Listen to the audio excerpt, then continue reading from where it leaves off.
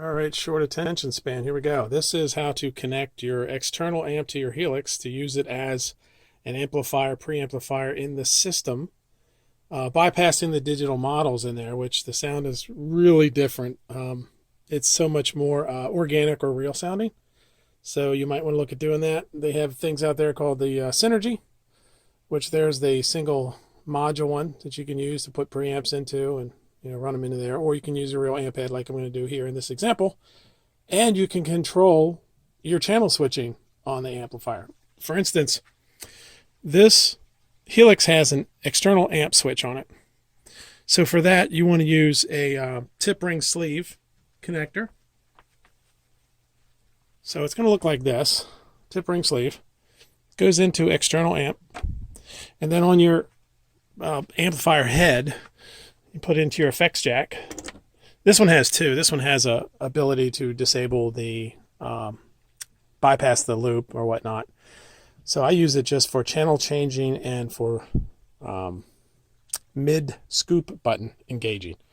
Now part two, for your preamp to get into here, into the Helix, you want to send it, right? So notice the send and return. This is 1, 2, 3, 4. So you get your numbers straight here. So in order for the Helix to receive it, it's going to be in the return, which is this side here. So that means on the amplifier, we're going to take it from the send. So the send is going to this one's return, so it can get the signal. Then to get it back to the amplifier, we have to use the send. It's going to send it. Notice the difference in cables. You might want to even get different colored cables so you don't mix them up. It's a great idea. So that sends it back to the power amp section of the amplifier, and off you go. That is how you're going to get it in there. Now you're wondering about the software side of it. How do you do it in here? I'll show you that real quick. For now, how to get this into your amplifier. So in this example, you can set up return 1, which is in your effects loop, send and return. Bring your guitar amplifier's effects send right here.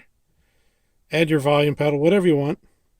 And then for it to go back out to your amplifier, you need one of these send returns on send 1. So there's series 1, 2, 3, and 4. So I'm using just the send and return of 1, both here and here. So that's the return to bring the signal from the amp into the Helix. And there's to send it back out to the power amp. And it says through, dry through, because the signal then goes to impulse response, EQ, high pass filter effects, and to front of house in here. So it's pretty easy. Now, to show you where that is, it's right here. You can do mono or stereo. In the 4-cable method, you go down here and you do both the loop, the entire loop. You could do it that way too. I prefer not to though. This particular amp I'm using is a series loop, and it has a tremendous hum through the, if I do the 4-cable method, where my other amps don't do that, but this particular ENGL does. So if that happens to you, you can use 4-cable or you can use 3-cable. Thanks for watching. Like and subscribe.